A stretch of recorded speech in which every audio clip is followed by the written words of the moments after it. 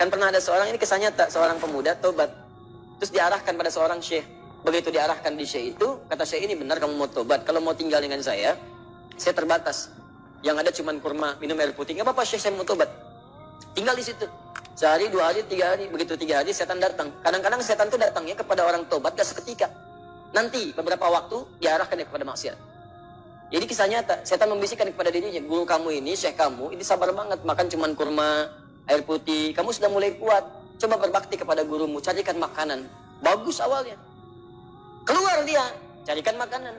Begitu keluar, nyari-nyari nggak dapat, lompat tetangga, bakat malingnya dipakai lagi. Naik bakat pencurinya.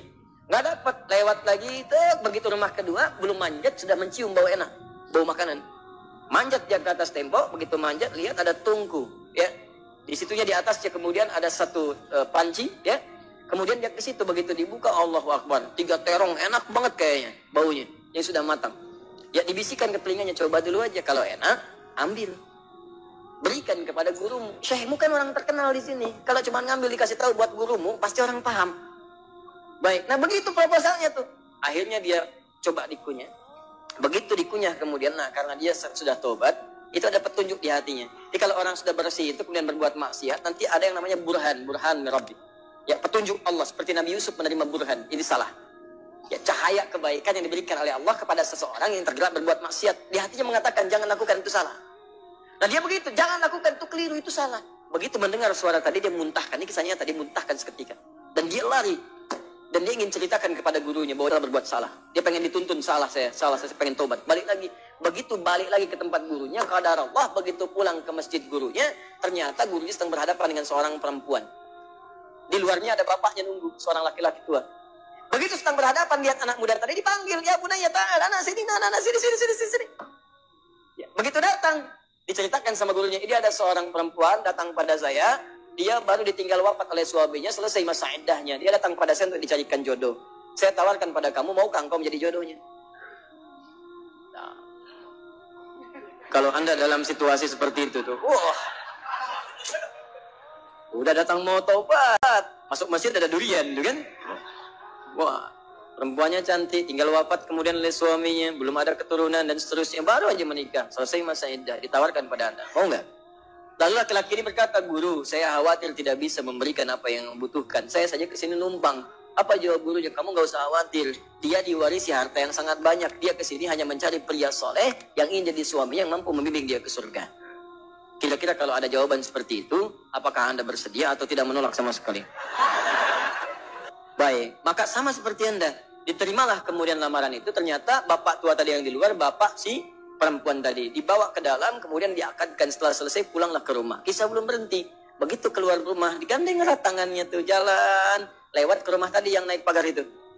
Ya, dia udah dagdikduk tidak karuan, dagdikduk, rumahnya ini bukan, dan alhamdulillah ternyata bukan, lewat, begitu di rumah yang terong tadi, dia percepat jalannya, begitu dipercepat, maka terasalah kemudian ada rem di tangannya dari istrinya tadi. Dipegang tangannya, Zauji, ada apa itu? Nah, sayang, ini rumah kita katanya. Rumah terong tadi. Betul. Masuklah ke situ. Aduh, celaka saya katanya kan. Begitu masuk ke situ, bertanya. Polos kayak nanya, Zauji, hal anta ja'i? Sayang, kamu lapar? Jujur dia, saya lapar. Saya 3 hari makan cuman kurma, minum air putih gini. Alhamdulillah. Baik, tunggu sebentar. Begitu ke dapur dia lihat, wah terongnya kan bermasalah tuh. Pancinya kebuka, lihat. Rupanya dia menyiapkan terong itu untuk suami barunya. Begitu dilihat terong yang bermasalah, dia teriak, siapa yang makan terong saya? Katanya. Nah, kalau situasi itu terjadi, bagaimana rasanya? Jangan bilang itu kucing. Lalu tiba kemudian tergeraklah hatinya datang. Perhatikan kalau rumah tangga seperti ini, nikmat kehidupan dunia tuh. Ya, tidak akan terjadi perang per dunia pertama, kedua, ketiga, dan seterusnya. Lihat baik-baik. Datanglah suami ini mengatakan dengan jujur, Zauji, sayang, kisahnya begini katanya.